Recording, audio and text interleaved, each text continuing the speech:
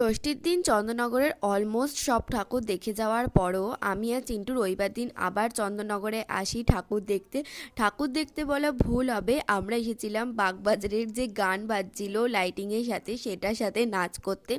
আসলে আমরা যখন ষষ্ঠীর দিন এসেছিলাম তখন না খুব একটা নাচের গান চলছিল না, আর কেউ নাচছিলও না। তাই আমরা ঠিক করি রবিবার দিন আমরা সবাই মিলে আবার যাব বন্ধুরা মিলে যে নাচতে।